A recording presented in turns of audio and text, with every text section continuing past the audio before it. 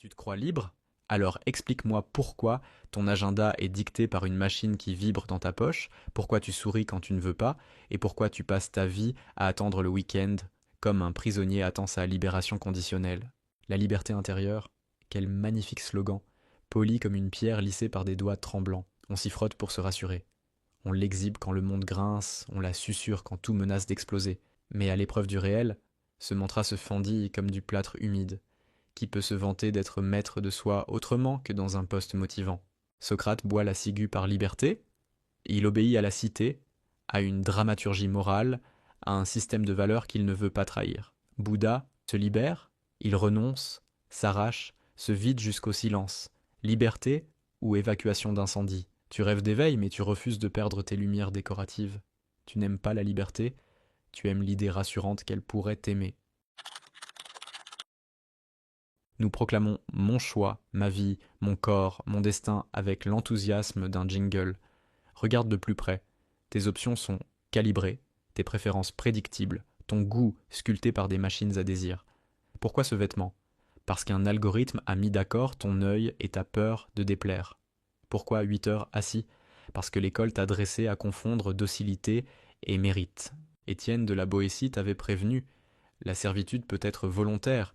Victor Hugo mort encore. L'homme est esclave de ce qu'il ignore. Et toi, tu ignores à quel point tu es prêt à porter. Tu crois vouloir un objet, tu veux un statut. Tu crois vouloir aimer, tu veux une dispense de solitude. Tu baptises liberté une obéissance qui a changé de costume. Le XXIe siècle n'a pas supprimé tes barreaux, il a rendu la cage ergonomique. Ton geôlier a des bords arrondis, un écran brillant, une interface qui te dit à tout de suite. Tu scrolles à 2 heures du matin en murmurant mon choix. Non, c'est une affection conditionnée. La main invisible distribue l'indignation à heure fixe, l'excitation à dose optimale et la distraction à volonté. Foucault aurait pris des notes. Panoptique sans tour, discipline sans fouet, surveillance internalisée. Ton attention, le terrain même de la liberté, est fragmentée comme une biscotte trempée. Marc Aurèle t'encourageait. Tu as pouvoir sur ton esprit. D'accord, mais lequel? Celui qui arrive en push ou celui qui se mérite en silence? Tu sous-traites ta mémoire à une machine et tu t'étonnes de ne plus savoir rêver sans consigne. L'homme est condamné à être libre, disait Sartre. Nous avons surtout retenu libre, oublié condamné. La liberté comme vertige. Kierkegaard parlait d'un gouffre qui te convoque et te nausée. Si tout dépend de toi, chaque catastrophe te colle au front comme une étiquette. Alors tu fuis vers des dogmes, des routines, des coachs, des gourous charismatiques qui t'empruntent ta voix pour mieux te la rendre sous-titrée. Heidegger dénonçait le règne du on. On pense ce qu'on pense, on veut ce qu'on veut, on s'excuse de vouloir autre chose.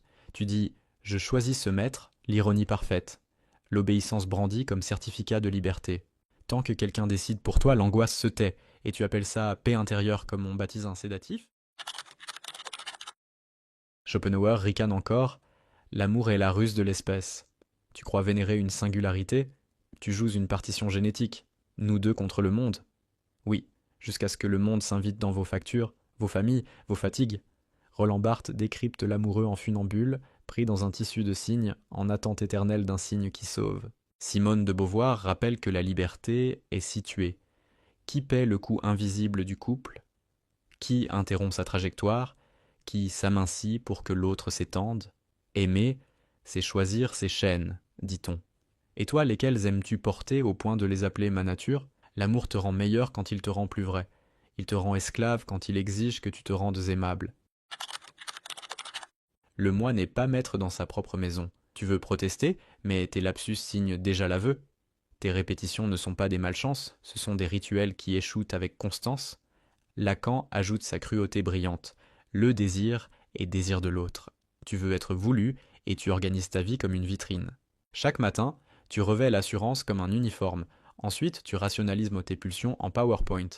La liberté intérieure devient un argumentaire marketing.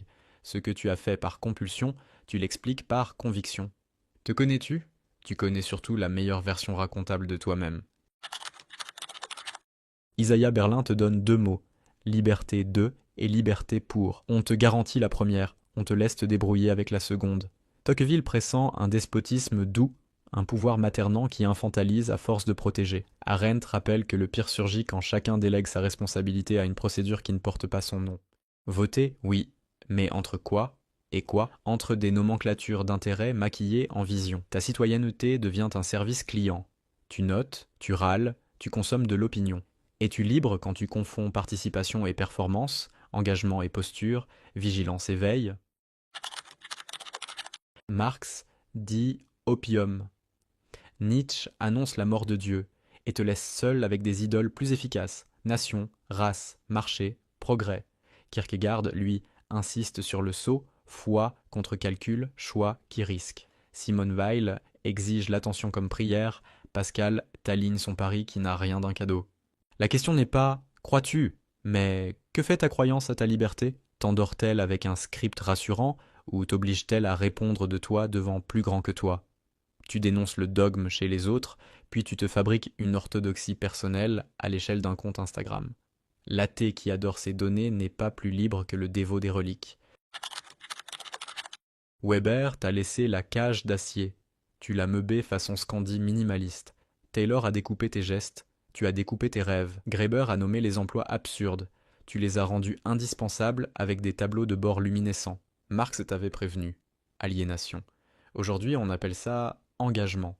Si tu vends la majorité de ton temps pour entretenir le reste, quel reste-t-il? Autonomie, sur l'affiche, pilotage par indicateur, dans le couloir. Tu veux un sens? On te fournira une vision, un mantra, des mugs. Le lundi ressemble à un retour de peine, le vendredi à une permission. Et tu t'étonnes de confondre burn-out et révélation. Goffman t'a caricaturé en acteur, Butler montre que tu te performes, Debord t'enferme dans le spectacle, Baudrillard t'explique que tu consommes des signes plutôt que des choses. Tu t'affiches pour te prouver que tu es. Tu collectionnes des versions de toi, tu t'archives en stories, tu te brandes en tagline. La liberté n'est pas d'avoir plein de masques, c'est de pouvoir respirer sans. Es-tu capable d'être illisible sans paniquer? De déplaire sans te dissoudre? De sortir du cadre sans chercher un autre cadre plus flatteur? Qui es-tu quand personne ne regarde? Et que toi-même tu cesses de commenter? Wittgenstein. Les limites de ton langage sont les limites de ton monde. Orwell. Appauvris les mots, tu ratatines la pensée. Aujourd'hui, les euphémismes font régner le calme. Flexibilité pour précarité, résilience pour abandon organisé, optimisation pour étouffement. On a repeint les barreaux avec des teintes bien-être.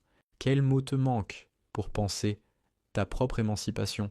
Commun, suffisance, renoncement fécond, solitude bonne. Tant que tu n'auras pas le vocabulaire de ce que tu veux, on t'offrira ce que tu peux dire. Ta liberté intérieure commencera quand ta langue cessera de s'excuser à ta place. Ton corps a été annexé par la logique du tableau de bord, tu dors en graphique, tu marches en objectif, tu manges en macro, tu respires en podcast. Qui parle quand tu prends soin de toi? Toi, ta peur de vieillir, ou l'industrie qui vend à cette peur des produits surabonnés? Foucault sourit jaune. Le pouvoir s'exerce là où tu crois te gérer. Le temps, lui, est cadencé comme une liturgie. Réunion, statut, sprint, stand-up, after-work. L'espace public ressemble à une boutique où l'on s'assoit si l'on paie. Les bancs ont des accoudoirs anti-sieste, les places ont des vitrines, les gares ont des parcours. Ta liberté géographique s'appelle autorisation. Socrate, la ciguë et l'obéissance à la loi, libre dans un cadre, prisonnier d'une fidélité. Bouddha, le renoncement radical, liberté ou chirurgie du moi. Diogène, tonneau et soleil, ôte-toi de mon soleil. La liberté tient parfois à la petitesse de ce qu'on refuse de lâcher. Dostoïevski, le grand inquisiteur. La foule préfère le pain et l'autorité à la liberté affamée. Kafka, le procès, culpabilité sans crime, procédure sans visage, paix sans acquittement. Camus, Sisyphe. Refuser l'évasion, préférer la révolte claire à l'espoir anesthésiant. À chaque fois, la liberté n'est pas un ruban, c'est un refus qui coûte. L'école t'a appris la main levée, l'ordre des colonnes, l'attente du feu vert. Où a-t-on enseigné la désobéissance élégante, le doute qui construit, la question sans corriger?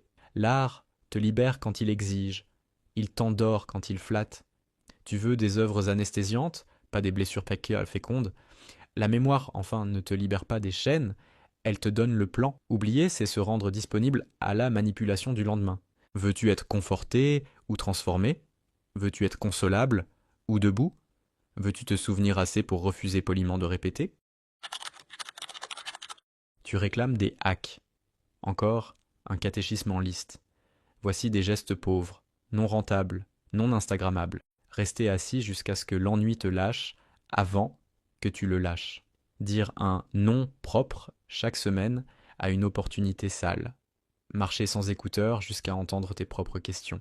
Offrir 10 minutes d'attention totale à quelqu'un sans préparer ta réplique. Nommer les choses sans euphémisme, même si ça gâche l'ambiance. Garder un espace sans trace, ni photo, ni post, ni preuve, pour redevenir intraduisible. Ce n'est pas la liberté, c'est la respiration. Par ces fissures, l'air entre. Quand as-tu pensé quelque chose qui ne t'apportait aucun avantage social? Où ton nom le plus vrai s'est-il perdu? Dans quelle réunion? Devant quel regard? Si, pourquoi? Cherches-tu l'approbation de gens que tu n'estimes pas? Quand es-tu resté une journée sans écran, sans musique, sans preuve de ton existence? Quoi? Défends-tu encore alors que ça te coûte et ne rapporte rien? Pourquoi confonds-tu prudence et peur, lucidité et cynisme, courage et impulsivité? Quand as-tu choisi la vérité au détriment de l'aimable? Pourquoi publies-tu ta liberté si tu l'habites vraiment? T'es-tu reposé sans transformer ton repos en performance? Refuses-tu de déléguer même si on te promet la tranquillité? Oh chouette, quand c'est as-tu préféré être illisible plutôt que pertinent? Pourquoi? Veux-tu sortir de la cage sans abîmer la peinture? Quand? As-tu cessé d'appeler maturité ce qui n'était que renoncement fatigué? Serais-tu prêt à perdre pour rester droit? Et pas seulement gagner en te courbant?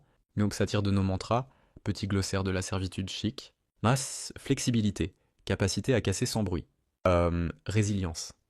Talent à endurer ce qu'on n'aurait jamais dû accepter. Opportunité, contrainte qui paie. Productivité, vitesse sans direction. Personal branding, déguisement permanent pour être visible aux machines. Self-care, soin vendu à ta fatigue par ceux qui l'organisent. Mindfulness, apprendre à respirer pour supporter des environnements irrespirables. Réplique brève, dialogue avec tes maîtres intérieurs. Ah, je n'ai pas le choix. Si, tu as le choix de payer le prix. Je n'ai pas le temps. Tu veux dire, ce n'est pas assez important pour acheter du temps, et je dois rester pertinent. À qui, pourquoi, contre quoi? Je ne veux décevoir personne. Alors prépare-toi à te décevoir en priorité. Je suis libre. Décris-moi tes chaînes, on verra. Dabda Koda Nietzsche et Spinoza, gravité joyeuse, joie grave. Nietzsche ne t'offre pas la liberté, il te met au défi.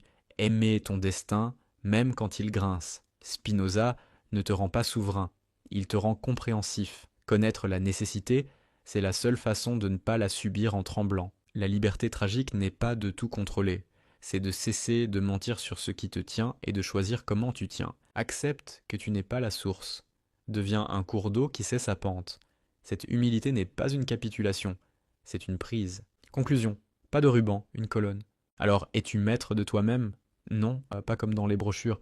Tu es tramé de société, d'inconscient, de langage, de faim d'être vu, de peur d'être seul.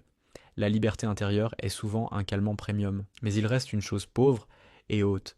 La lucidité qui n'attend pas de témoins, l'ironie qui ne s'excuse plus, la fidélité à toi-même quand personne ne te regarde. Tu n'as pas choisi de naître, tu ne choisiras pas tout à fait de mourir. Entre les deux, cesse au moins de prendre tes chaînes pour des bijoux. Nomme-les, regarde-les jusqu'à ce que l'envie d'en rire l'emporte sur l'habitude de les lécher. Et peut-être qu'alors, sans slogan ni trompette, quelque chose cède, l'amour des barreaux. À partir de là, chaque pas, même minuscule, aura le poids spécifique d'une liberté qui ne se vante pas.